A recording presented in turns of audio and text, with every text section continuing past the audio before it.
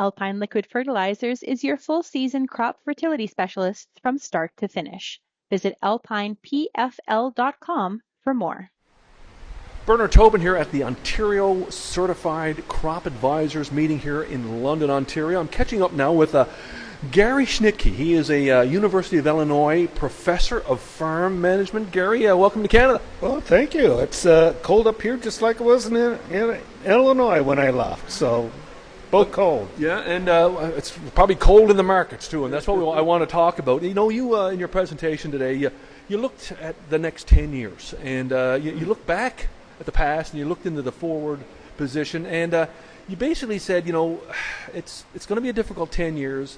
You pegged corn at 430 to 440, soybeans at 1030 to 1040. Why are we going to be in that range? You talked about you're just not seeing the demand. Yeah, so if we look since 2005, we've averaged roughly 450 for corn and close to $11 for soybeans. But we since 2005, we reached a new higher plateau, and that was caused by demand for corn making ethanol. And there's nothing in the future that would cause an increase in demand like that.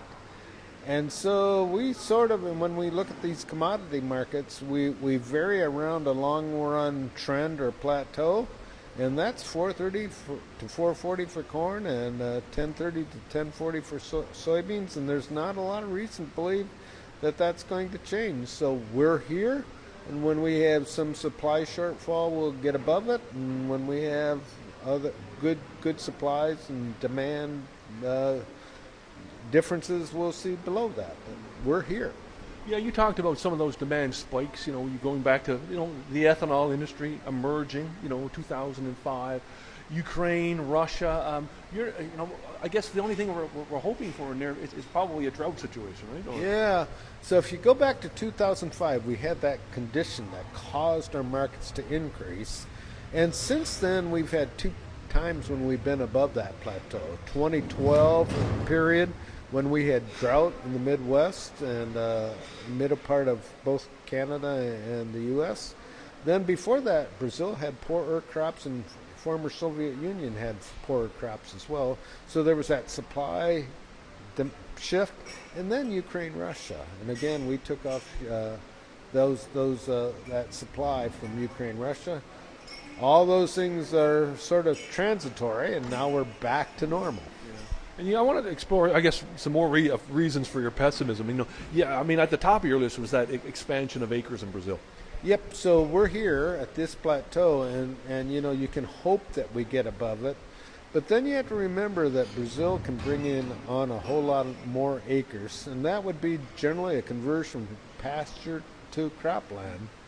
And so if we get a little price spike, all that's going to do is speed up that conversion of cropland in Brazil. So as long as we have that hang over the market of those acres that can be converted, there's not much reason to believe in hope of a price increase. And there's acres the equivalent of Illinois, Indiana, and Iowa there. So that's a lot of acres. A couple of other things you talked about, we're not going to see that continued population growth. And you also mentioned, there are concerns about, meat consumption in the developed world. Yeah, so, we in the developed world, or any place with money, have seen populations stabilize and then even decline. And if you aren't adding mouths, you're not going to add consumption of agricultural products. And even those that exist out there, there's a large concern with health, and we have a lot of overweight people in the U.S., and the way you reduce that is cut consumption of products, and meat might be one of them, and calories reductions will result in lower demand for agricultural products. You also talked about, I guess the difficulty in seeing the next China, and from a demand perspective. Yeah, China has taken a considerable amount of new soybeans, and they're feeding their population more with meat, so pork primarily, poultry next. And as they increase their wealth levels or income levels, they've been switching over, and that's put the demand for more soybeans. Well, China's has increased meat consumption, and they can't increase it forever. And there's always this concern of a recession or economic downturn in China. And China is losing population, not gaining. All those things say that increase in demand from China is going to come to an end, and then we have to find some other place. And that might be India, Indonesia, or Nigeria, but all of those things are sort of problematic. Final thing you mentioned, obviously, pressure on biofuels. I mean, the electrical vehicles are there. I mean, depending on where policy goes, but that's a pressure. Yeah, EVs. If we see more EVs or along the way, and people are driving less overall.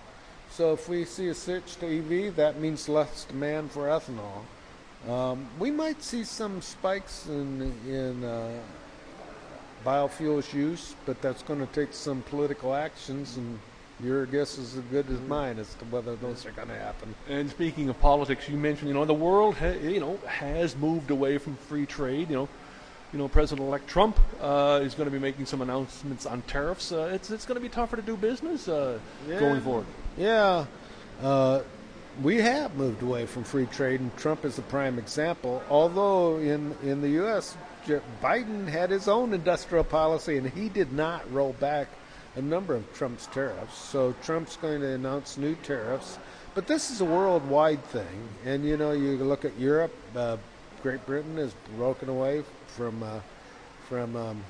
the EU, and so we're seeing more regionalism. And that's not good for agriculture in Canada and the U.S., where we're exporting countries, because tariffs hurt the exporters, reduce the demand for exports and from those countries. And I guess, it's a even bigger challenge when you look at cost of production here. And you've shared some numbers. You had, total cost on corn at $4.60 a bushel and $11.05 all costs on soybeans. Tough to make money there.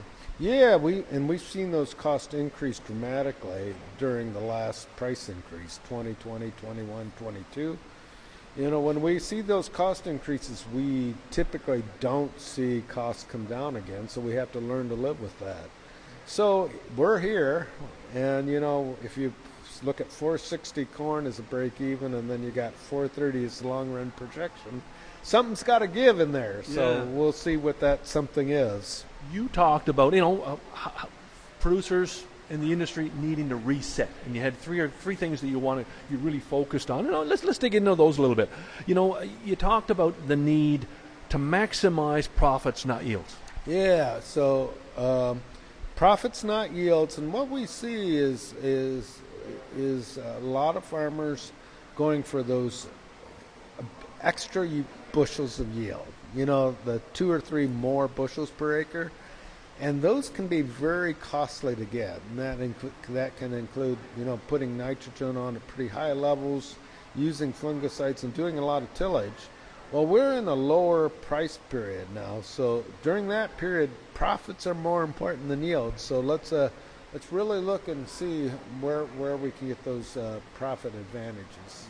Another thing you talked about, and you had a great discussion with the group here in the meeting today about reassessing land rental strategies. There's a lot of acres there that are not going to be profitable depending on the arrangement of ownership and rental. Yeah. So and we talked primarily about cash rent. Cash rents went up; they're slow to come down. And if we're in this period where we have 430 corn, well, we have to adjust our cash rents to that level, and that's particularly if we have some farms where cash rents, that's not going to work. If you're established, letting those go.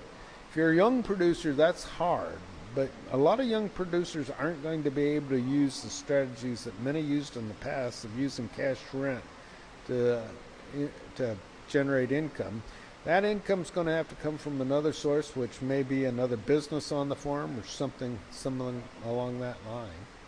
The final thing you talked about, and that was, reassessing machinery strategies. And, you talked about right-sizing your power on the farm, making sure those combines are running over, running over enough acres. Talk about what we can do here. Yeah, so we have seen equipment costs go up, prices go up, and they're not coming down.